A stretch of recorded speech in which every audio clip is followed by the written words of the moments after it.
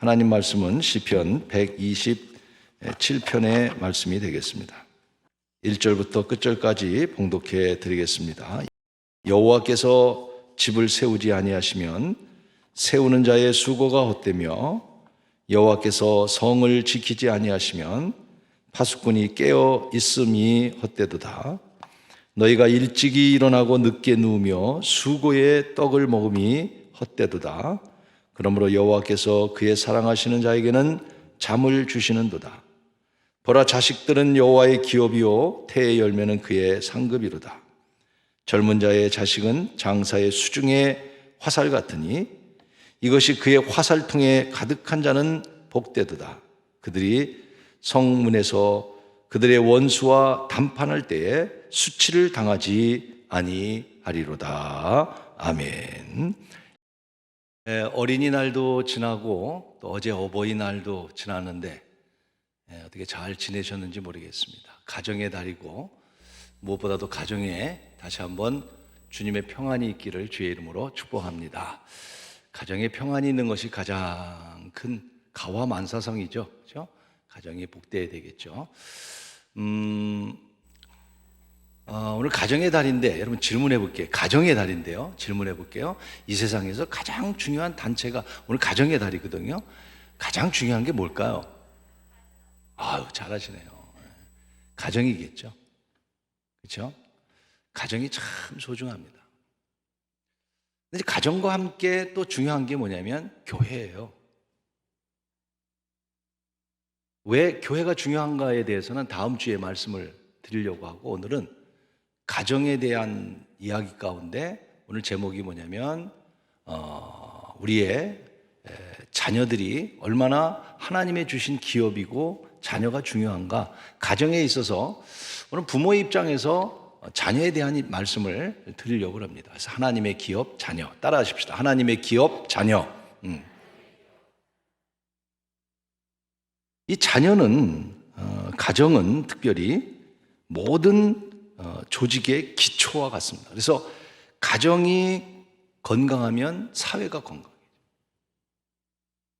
가정이 건강해요. 목사님도 가정 사역에 실패하면 아무리 성공적인 목회를 해도 사실 안 됩니다. 가정이라는 것은 이렇게 기초가 되고 중요한 것인데 가정이 무너져 내리는 일들이 얼마나 많습니까? 아마 여기 계신 분들 가운데도 가정의 아픔을 갖고 계신 분들도 없지 않아 많이 있을 것입니다. 그러나 오늘 여러분 치료가 되시고 또 가정의 소중함을 다시 깨닫고 또 가정이 또 더 나아가서 회복되는 은혜가 있기를 축복합니다. 어버이날이신데 어떻게 자녀들에게 식사 대접 받기도 하시고 또 뭐 부모님들 공경도 하시고 다 그랬으리라 생각하는데 저도 부모님이 아직 다 살아계시기 때문에 부모님들 점심 대접도 하고 또 자녀들이 있으니까 자녀들이 어제 와서 또 대접도 해주고 또 꽃도 주고 참 좋은 시간을 가졌는데 요새 코로나 때문에 부모님을 양로원이나 이 병원에 모시고 찾아가서 얼굴도 못 뵙는 분들이 참 많죠. 사진 한 장을 볼까요? 많이 보셨을 거예요. 참 안타까운 일이에요, 코로나가. 제가 그 사진을 못 찾았습니다만 저 중간에 보면 구멍 2개가 있는데 그 손에다가 어린 손주가 비닐을 끼고 손을 집어넣고 할머니 손을 꼭 잡고 있는 그 사진을 보면서 가슴이 뭉클하더라고요. 그랬더니 그 어머니가 양로원에서 먹지도 못해서 비쩍 말라가시고 말도 못하시고 그 모습을 보면서 말도 못하고 울다가 왔다는 그런 기사를 보면서 뭐 이런 일들이 너무너무 많잖아요. 참 안타까운 일들이 참 많습니다. 어서서히 코로나도 해결되고 또 마음껏 부모님들도 만날 수 있는 그런 좋은 날이 오기를 바랍니다. 또 반면에 말이에요. 제가 하나 사진을 보여드리겠는데 좀 웃지 못할 사진을 제가 하나 봤습니다. 한번 보실까요? 어떻게 써 있는가? 아들놈아, 어버이날인데 뭐 없냐? 얼마나 자녀들이 안 찾아왔으면 저런 문구를 써놨겠습니까? 어제 제가 직접 본 문구를 하나 제가 보여드릴게요. 직접 본 겁니다. 하나 넘어가 보면요. 무슨 그림이 있냐면 이런 그림이 있어요. 보세요. 방성실하고 박자가 막 꽃으로 퉁칠 생각하지 말아라. 우리 엄마. 꽃 하나 주고 어버이날 다 했다고 퉁칠 생각하지 마라. 이제 부모들이 이제 자녀들이 찾아오기도 하고 이렇게 해야 되는데 이제 이런 코로나 때문에 못 하기도 하고 또 사회의 문화가 점점 부모에 대한 이런 것들이 사라지고 그랬더니 말이에요. 이게 꽃으로 퉁칠 생각하지 말았더니 어떤 애가 글을 하나 또 올렸는데 또 가관이에요. 이렇게 글을 올렸어요. 뭐라고 올렸나 보세요. 신의 한 수. 어린이날에 엄마 아빠는 피곤하다고 피자 한 판 사주고 대충 때웠다. 어버이날 나도 엄마 아빠 사랑해요 라고 카드에 적고 대충 때웠다. 가는 게 있어야 오는 게 있는 거 아닐 텐데 누가 만들었는지 어린이날 다음에 어버이날이 있는 게 신의 한 수다. 자녀들이 자기들에게 잘 안 해주니까 우리도 잘 안 해줘. 그러니까 어린이날 다음에 어버이날이 있는 게 신의 한 수라는 거예요. 웃음의 얘기 같지만은 오늘 사회의 모습이고 가정이 이렇게 부모 자식 간에도 깨지고 또 가정 안에 행복을 잃어가는 그런 일들이 얼마나 많은지 알 수가 없습니다. 가정은요, 하나님이 아담을 창조하시고 하와를 붙여주시면서 짝을 이루어주신 그리고 생육하고 번성하라고 하신 가장 소중한 기관이 가정입니다. 아멘. 네. 가정이 든든해야 되고 가정이 편안해야 되는데 가화만사성이잖아요. 그런데 오늘날 가정이 많이 참 어려움을 겪고 있는 일들을 저는 너무 많이 봅니다. 왜 하나님께서 가정을 주셨을까? 왜 하나님이 아담과 하와를 만나게 하셔서 가정을 이루게 하셨냐면 성경 말씀에 근거하는 첫째는 고독의 문제입니다. 고독의 문제를 해결하라고. 혼자 사는 것이 좋지 못하여 하와를 하나님께서 만드셔서 가정을 이루게 하시잖아요. 혼자 사는 게 고독. 그러니까 가정이 있다고 하는 것은 가정이 있는 이유 가운데 하나는 사실 여러분 왜 가정이 필요하냐면 가정은 행복을 나눌 수 있는 곳이란 말이에요. 함께 웃고 함께 울고 함께 아파하고 사랑하고 이게 가정이에요. 나 혼자 살아도 돼. 물론 살아도 편안합니다. 그러나 여러분 고독하지요.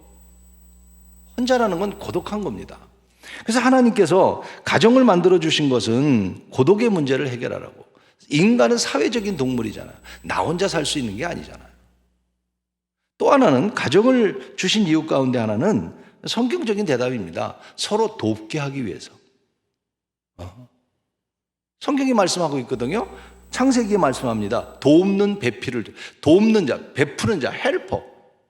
서로 돕게 하는 것이죠. 남녀 간에 이렇게 하나님께서 주신 게 가정을 이루게 하고 부부를 이루게 하고 자녀와 살게 서로 힘이 되어주는 거지요. 어느 한쪽만이 아니에요. 필요할 때 서로 도움이 되어주는 거예요.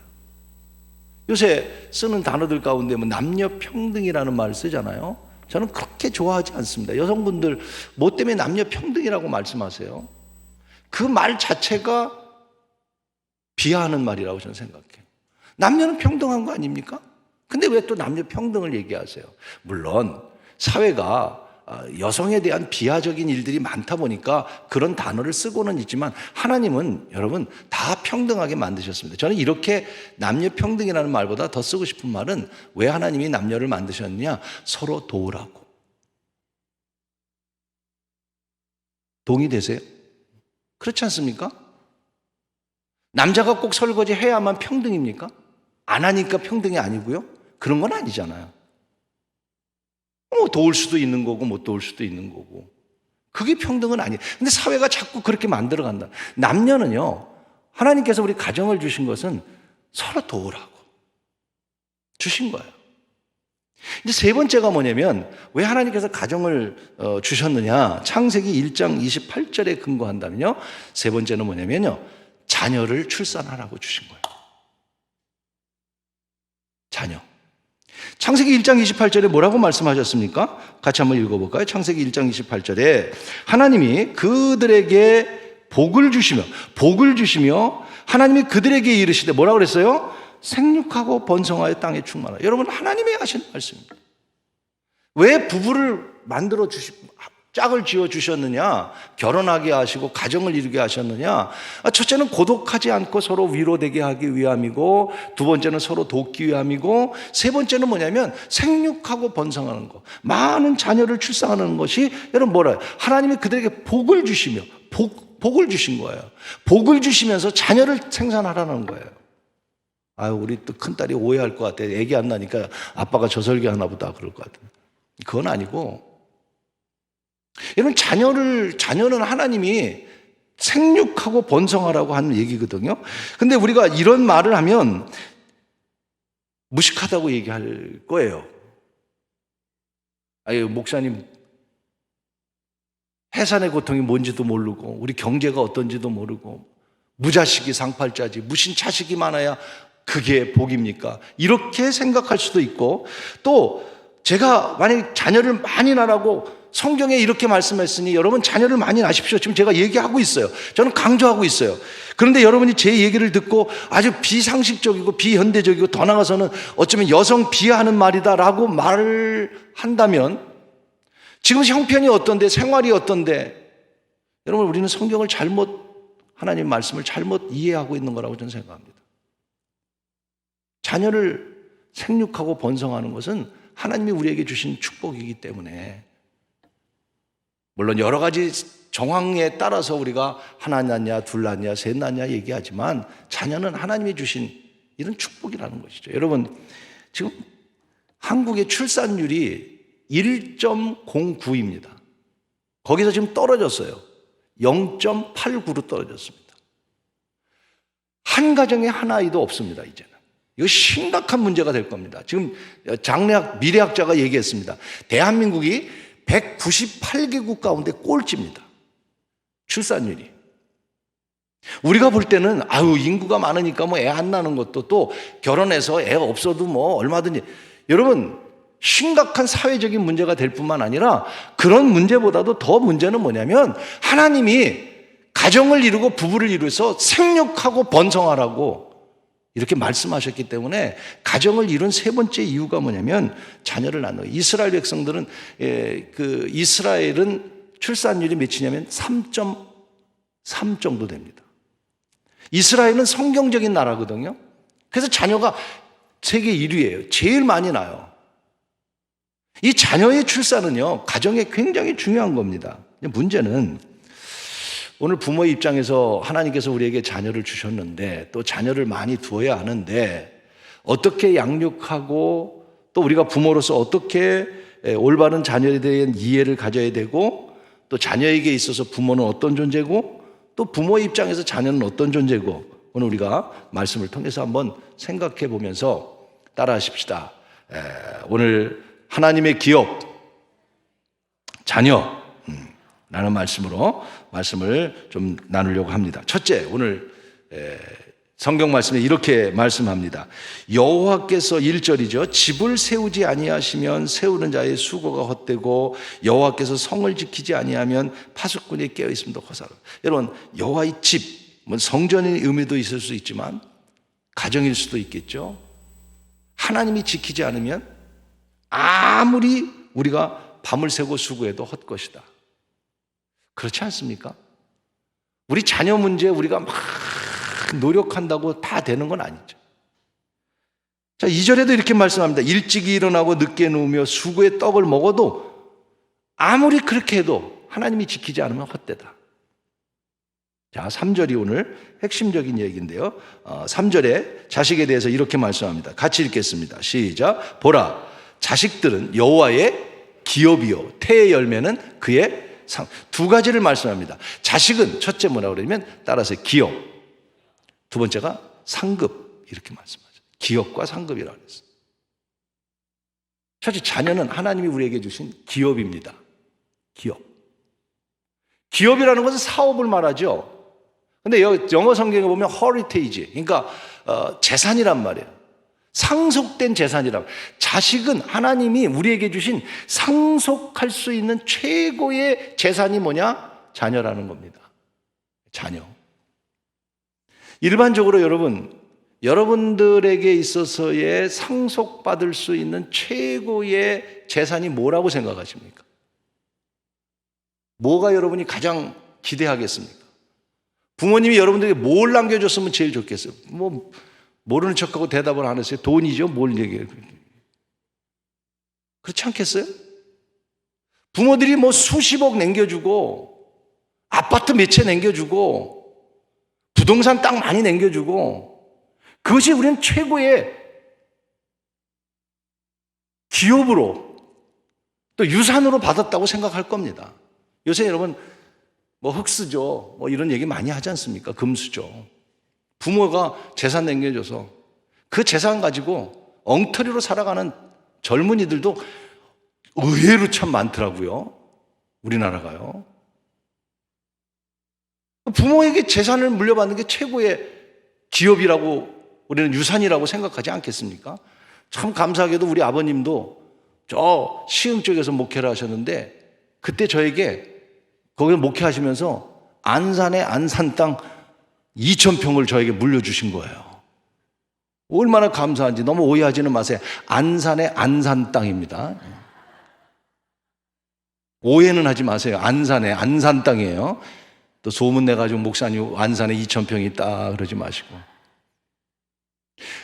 자식은 생각할 때 우리는 이렇게 생각합니다. 부모로부터 받는 유산의 최고는 부동산이고 돈이고 아파트라고 생각하지만 성경은 그렇게 말하지 않습니다. 가장 소중한 유산은 자녀다. 이렇게 얘기하는 거예요. 자녀. 그렇지 않습니까? 자녀는 누구도 빼앗을 수 없는 재산입니다. 그래도 우리 자녀들은 우리를 지켜줄 울타리 아닙니까? 자녀는 우리를 봉양해 줄 그런 시대가 아닙니까? 자녀는 우리의 기쁨이 아닙니까? 물론 시대가 악해지다 보니까 목사님 무자식이 상팔자지 자식이 뭘 우리를 지켜줍니까? 우리를 봉양합니까? 그러나 여러분 시대가 악해졌으니까 그럴 뿐이지 그래도 우리를 지켜주고 그래서 자녀가 있어야 될 이유가 뭡니까? 그래도 우리 자녀들이 우리를 지켜주는 거고 그리고 우리가 늙어도 우리 봉양하는 것이 부모와 자녀의 관계 아니에요?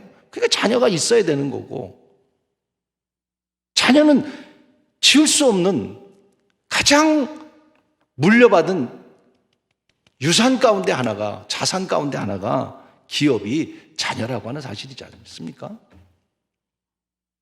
그래도 여러분 지켜줄 분은 우리 자녀들이에요. 이건희 회장님이 돌아가시고 난 다음에 여러분 뉴스를 통해 너무 보셨잖아요. 상속제를 12조를 냈잖아요. 12조를. 이런 거 얘기할 때마다 놀라지 않는 여러분이 진짜 약간 놀라는 표시라도 좀 해야 되는 12조. 엄청난 돈을 냈어요. 그가 가지고 있던 주식 또 그가 갖고 있던 부동산 갖고 있던 유명한 미술품 등 엄청난 돈이 되는데 다 정부에 기증을 했어요. 글쎄 기증한 건가요? 뺏긴 건가요? 여러분 다 뺏기고 다 내야 되고 우리가 이 땅 떠나면서 여러분 아무리 자녀들에게 아파트 2채, 3채, 부동산 건물 다 물려줘도 여러분 솔직히 얘기해서 그것이 자녀들에게 복이라고 우리는 하지요. 일반적으로. 그러나 진짜 기업 우리 자녀들은 여러분의 가장 큰 재산은 뭐냐면 여러분의 자녀들 신앙으로 키우는 것입니다. 그렇게 신앙으로 믿음으로 자라는 자녀를 만드는 것이 가장 큰 기업이라고 말씀하면서 두 번째 이렇게 얘기합니다. 자녀는 태의 열매는 하나님의 상급이다. 상급은 내가 어떤 일을 했을 때 그 한 일에 대한 대가로 주는 게 상급이지 않습니까? 자녀는요, 하나님이 내가 어떤 일을 했을 때 하나님께서 내게 주신 축복이 자녀들이에요. 그래서 우리가 자녀를 통해서 우리는 볼 상급이라는 게 그런 뜻이잖아요. 여러분 이번 주에 아카데미 주연상을 받은 우리 윤여정 씨, 이야 참 대단한 분이죠. 대한민국을 세계에 알렸습니다. 예. 이분이 아카데미 주연상을 이렇게 받게 됐단 말이에요. 요새 뭐 BTS나 이런 문화적으로 우리 한국이 정말 세계적인 나라가 됐어요. 근데 윤여정 씨가 이걸 받으면서 참 대단한 분이에요. 저분이 우리나라의 아시아에서는 두 번째고요. 우리나라에서는 처음이고요. 더군다나 아카데미 여주연상이라는 거는 세계적인 상입니다. 이거는. 근데 저분이 참 재치가 있더군요. 저 트로피를 딱 받고 난 다음에 첫 마디가 뭐였는지 아세요? 첫 마디가 이런 말을 했어요. 얼마나 영어도 좀 하기는 하시지만 잘 못하잖아요. 그런데 참 멋있게 해서 딱 트로피를 받고 여러분이 내 이름을 잘못 부르는 사람이 너무 많습니다. 미국 사람들이 한국 사람 이름을 잘 못 불러요. 윤, 별 이름을 다 부르는 거예요. 그러니까 이분이 저 상을 딱 받고 났는데 첫 마디가 뭐냐면 그동안 내 이름 엉터리로 여러분이 불렀는데 오늘 내가 이 상을 받았기 때문에 다 용서해 주겠습니다. 다. 그러니까 거기 있는 사람들이 그냥 보던 모든 사람들이 다 웃으면서 참 훌륭한 이 상이라는 게 뭐예요? 그동안 수고하고 애쓰고 그 미나리라는 영화를 상영해서 봤지 않습니까? 제가 미나리라는 영화를 우리 가족하고 다 같이 집에서 봤어요. 여러분 보면 재미없어요, 여러분들은. 왜냐하면 이민자의 삶을 얘기했기 때문에 재미없는데 저는요, 보면서 얼마나 공감이 되는지. 거기 아빠가 하나 등장하는데 완전히 아빠가 독재를 해요. 그 아빠의 장면이 나올 때마다 우리 아이들이 저를 쳐다봅니다. 저게 너요. 그래서 보면서 얼마나 웃었는지 몰라. 그런데 그 미나리라는 영화가 그렇게 재미는 없어요. 근데 윤여정 씨가 이제 할머니로 나오는 역할이거든요. 그가 이제 한국에서 오면서 미나리 씨를 가져와요. 그리고 사위가 그 농장을 큰 꿈을 갖지만 다 불타버리고 다 없어지고 말아요. 근데 이 할머니가 외할머니가 그 물가에다 그냥 미나리를 뿌렸는데 재산이 다 없어졌지. 마지막 장면이 그 미나리 장면으로 딱 끝나요. 이 미나리가 뭘 의미하겠어요? 제가 가만히 보니까 어느 곳에나 잘 자라는 미나리. 우리 대한민국은 어느 곳에 가든지 대한민국 국민들은 이렇게 뻗어가는 힘이 있다. 그런 의미를 가지고 미나리라는 영화를 하지 않았는가. 그래서 작품성이나 이런 걸 볼 때 여주연상까지 받지 않았는가. 상급을 받았단 말이에요. 자녀는요, 오늘 우리들이 어떻게 하느냐에 따라서 하나님께서 주시는 상급과 같은 거예요. 물론 자녀를 보고 그 부모를 무조건 판단해서는 안 되겠지만 오늘 말씀해 보니까 뭐라고 말씀합니까? 4절 5절 말씀을 보겠습니다. 4절 5절에 보면 이렇게 말합니다. 젊은 자의 자식은 장사의 수중의 화살 같으니 이것이 그의 화살통에 가득한 자는 복이 있도다. 지금은 전쟁하면 총을 갖고 싸우지만 옛날에 화살을 갖고 싸웠단 말이에요. 그 당시에 여러분 화살을 갖고 싸우는 시대에 전쟁에 이기려면 뭐가 제일 많아야 됩니까? 화살이 제일 많아야 되는 거예요. 전쟁에 무기가 많아야 전쟁에 이기는 거예요. 그러니까 자녀라고 하는 것은 그런 축복이라는 거예요. 말씀하시지 않습니까?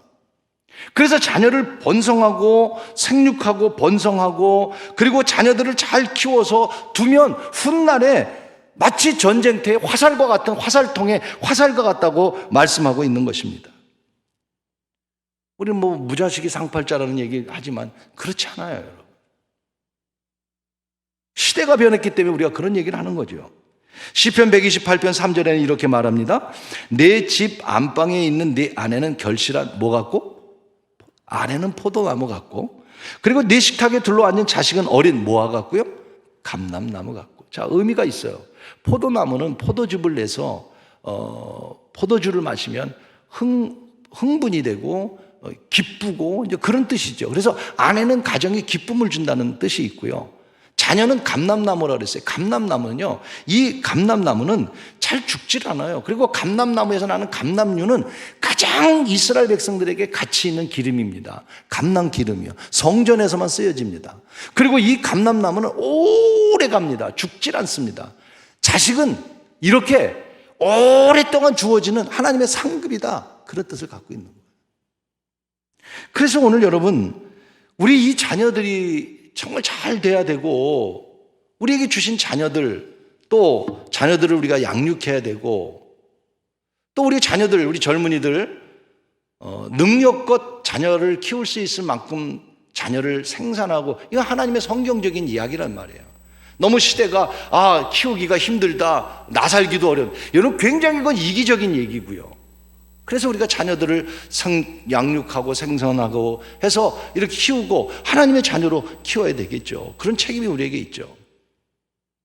그래서 오늘 우리가 이 가정의 달을 맞이하면서 하나님이 주신 이 기업, 자녀들, 오늘 결론입니다마는 무엇보다도 최우선적으로 우리는 신앙으로 우리 자녀를 양육하시기를 주의 이름으로 축복하는 것입니다.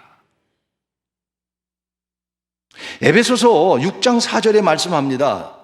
또 아비들아 너희 자녀를 노엽게 하지 말고 오직 주의 교훈과 훈계로 양육. 교훈과 훈계. 하나님의 말씀으로 우리 우리 다 그러고 싶지 않습니까? 우리 자녀들을 그래도 하나님 말씀으로 키우고 싶고, 근데 잘 안 되잖아요. 우리 모두가 그렇게 원할 겁니다. 디모데후서 3장 16절에는 이렇게 말합니다. 모든 성경은 하나님의 감동으로 된 것으로 교훈과 책망과 바르게 함과 의로 교육하기에 유익하니. 그러니까 우리 자녀들을 잘 키울 수 있는 방법은 뭐냐면 신앙으로, 말씀으로 이게 잘 키워야 되는 것이 오늘 우리가 할 수 있는 최고의 길이란 말이에요. 하나님이 우리에게 기업으로 자녀를 줬고, 하나님이 우리에게 선물로 이런 상급으로 자녀를 줬어요. 이 자녀들을 하나님 말씀으로 잘 양육해야 되는 것이죠. 그래서 이스라엘 백성들은 신명기 6장 4절로 9절 쉐마라고 말합니다. 왜 쉐마냐면 거기에 이렇게 말하죠. 이스라엘아 들으라, 이렇게 하면서 말씀이 시작됩니다. 그래서 이스라엘 사람들은 아까 말씀드린 대로 자녀가 세계의 생산력이 제일 높아요. 3.4예요. 3.4.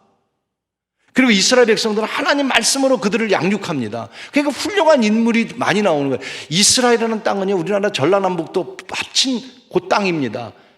그 작은 땅에서 얼마나 많은 위인들이 나왔습니까? 얼마나 많은 사상이 나왔고, 얼마나 많은 큰 일들이 일어났습니까? 왜? 하나님 말씀으로 양육한 거죠. 그 쉐마에 뭐라고 말씀합니까? 5절에 보니까 이렇게 말합니다. 자녀를 키울 때 너는 마음을 다하고 뜻을 다하고 힘을 다하여 네 하나님을 사랑하라. 자녀들에게 하나님의 사랑을 가르치라는 거죠. 오늘 우리가 하나님을 사랑한다고 말하지만 여러분 진짜 우리가 하나님을 얼만큼 사랑하는지 우리 자신이 알지 않습니까? 진짜 사랑하나요? 입술로는 우리가 사랑한다고 찬양하지만 사랑하나요? 입술로는 사랑하자고 말하지만 우리가 사랑하나요? 그런데 그들은 하나님의 사랑을 가리킵니다. 또 7절에 이렇게 말합니다. 내 자녀에게 부지런히 가르치며 집에 앉았을 때든지 길을 갈 때든지 누워있을 때든지 일어날 때든지 이 말씀을 강론할 것이며, 말씀으로 그들을 잘 양육하는 것이 쉐마, 유대인들의 신명기 6장 5절 6절 7절은 아주 생명과 같은 그 그림 좀 한번 보여줄래요? 그래서 자녀들에게 이 이마에 손에 이렇게 띠를 해주고, 그리고 머리에다가 이 각이 하나 있어요. 이 각 안에 신명기 6장 5절 7절 말씀을 주고 그 아이들에게 어떻게 해서라도 신앙으로 키우려고. 그게 유대인의 교육입니다. 근데 솔직히 우리들의 자녀를 잘 되기를 바라지만 우리 자녀를 키우면서 우리는 어디에다 우선을 두고 있습니까? 사실 우리는 세상 교육에 위주를 하고 있죠. 그래서 학원에 보내서 공부 잘하게 만들고 또 1등하고 어쩔 수 없는 사회적인 구조가 여러분이나 저나 그렇게 우리는 아이들을 키웁니다. 그 이유가 뭐겠습니까? 이렇게 해서 아이들을 성공하게 만들고 1등하게 만들고 좋은 직장 가게 만들고, 그건 저의 마음도 똑같을 거고 이 시간 여러분의 마음도 거의 비슷할 겁니다. 그래, 공부만 잘해라. 우리가 말로는 신앙교육 얘기하지만 신앙보다도 우리는 세상적인 것을 더 말하지 않습니까? 그러다 보니까 야, 고3 되면 주일날 넌 주일 예배 드리지 말고 1년만 공부해라. 쉽게 우리가 교회 안에서도 그런 일들을 너무나 많이 보고 있지 않습니까?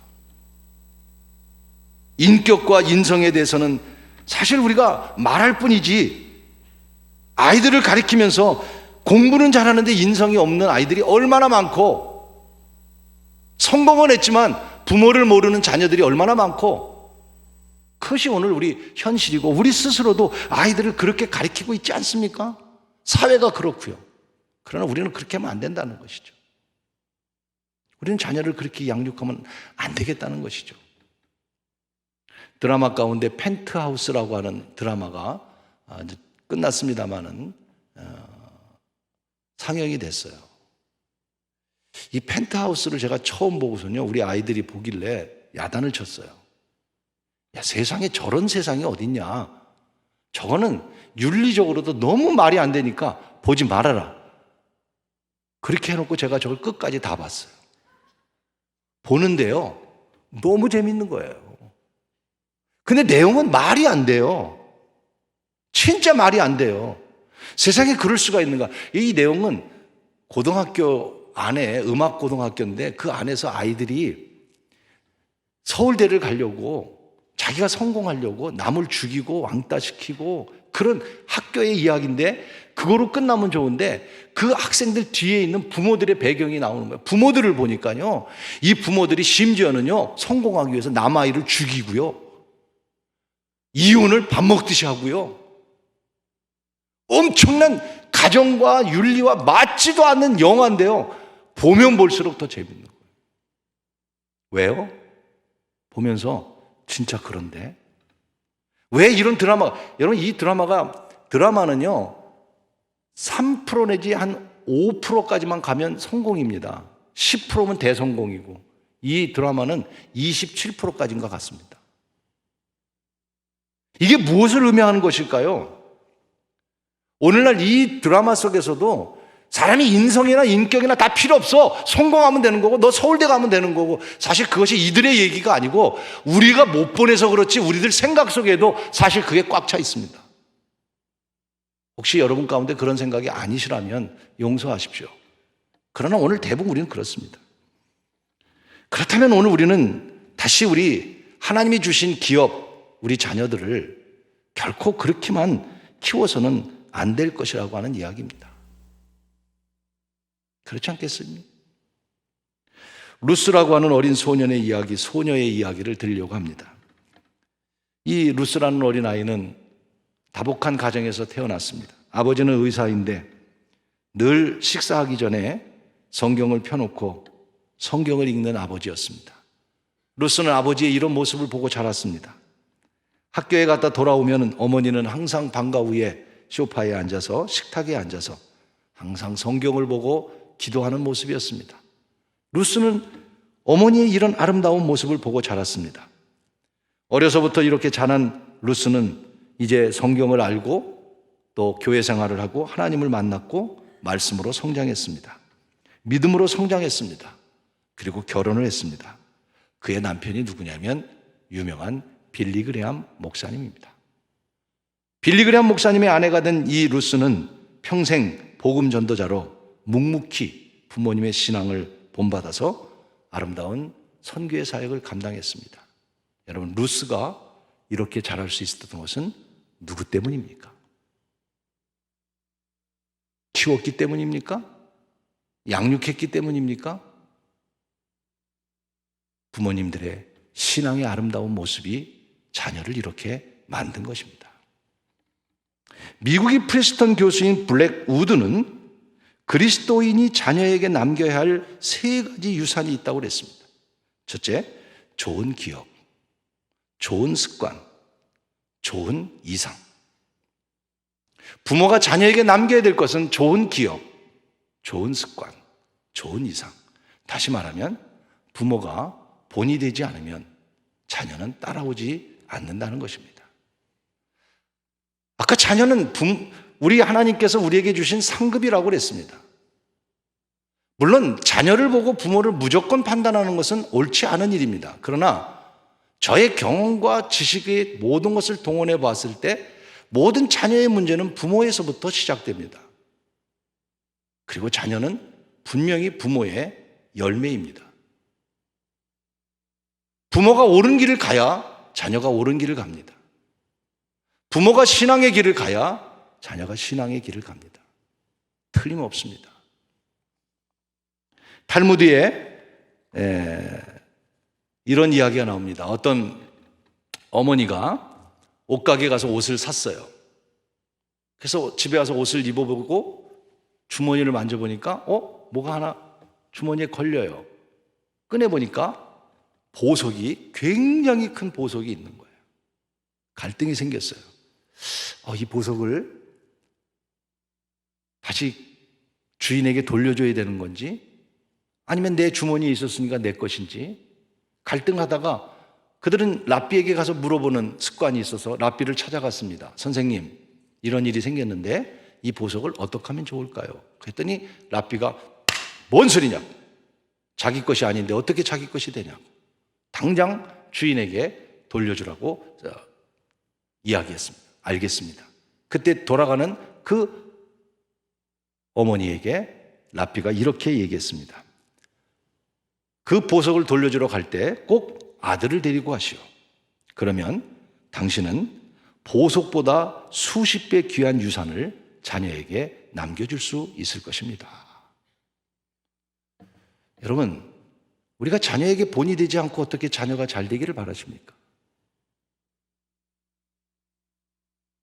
어떻게 우리가 믿음으로 살지 않으면서 우리 자녀가 믿음으로 살기를 우리는 기대하십니까? 1889년에 같은 해에 태어난 두 사람을 여러분에게 퀴즈로 한번 내드려 볼게요. 오스트리아에서 태어난 한 사람입니다. 이 한 사람은 참 불행한 가정에서 태어났습니다. 아버지와 어머니는 매일 술과 마약에 빠졌고 결국 아버지는 일찍 죽었고 어머니는 알코올 중독이 됐고, 그래서 이 아이는 숙모의 손에서 자랐습니다. 16살 때 학교를 중퇴하고 가출을 했습니다. 군에 입대했습니다. 그리고 1차 대전을 맞이합니다. 극렬한 전쟁 속에 살아남았습니다. 극렬주의자가 되었습니다. 맹렬한 정치운동에 참여했습니다. 1933년 독일 군대의 최고 지도자까지 갔습니다. 이 사람으로 인해 세계 2차 대전이 일어났습니다. 유대인을 600만 명이나 죽인 사람입니다. 누굴까요? 히틀러입니다. 그는 이러한 같은 해에 태어났지만 히틀러의 이야기입니다. 또 한 사람을, 같은 해에 태어난 사람을 소개합니다. 미국 텍사스주에서 태어났습니다. 정말 행복한 믿음의 가정이었습니다. 이 아이는 부모님의 사랑 속에 자랐습니다. 부모님은 아이를 신앙으로 키우기 위해서 시골로 이사했습니다. 캔자스시티의 아주 작은 시골로 갔습니다. 그에게 신앙을 가르쳤습니다. 하나님 경외하는 법을 가르쳤습니다. 신앙을 최우선으로 가르치며 성장했고 그 집의 가훈은 하나님을 두려워하라라는 것이었습니다. 매일 어머니 품 안에서 기도로 성장했습니다. 육군사관학교를 졸업했습니다. 졸업한 후에 1944년 연합군 사령관으로 임명을 받고 전쟁에 나가서 이 히틀러와 싸우게 됩니다. 그 사람은 누굴까요? 미국의 아이젠하워 대통령입니다. 별 5개를 다신 분이죠. 같은 동갑내기 사람입니다. 같이 전쟁에서 만났습니다. 11개월 동안 전투했습니다. 물론 전쟁에 패한 히틀러는 1945년 4월 지하 반공호에서 자살하고 생애를 마감하고 말았습니다. 그러나 이 아이젠하워는 1953년 34대 미국 대통령이 되었고 1969년 80세에 평화롭게 세상을 떠났습니다. 같은 해에 태어난 두 사람의 이야기입니다. 아이젠하워가 이렇게 훌륭할 수 있었던 것은 누구 때문입니까? 가정이 얼마나 중요합니까? 부모의 영향력이 얼마나 중요합니까?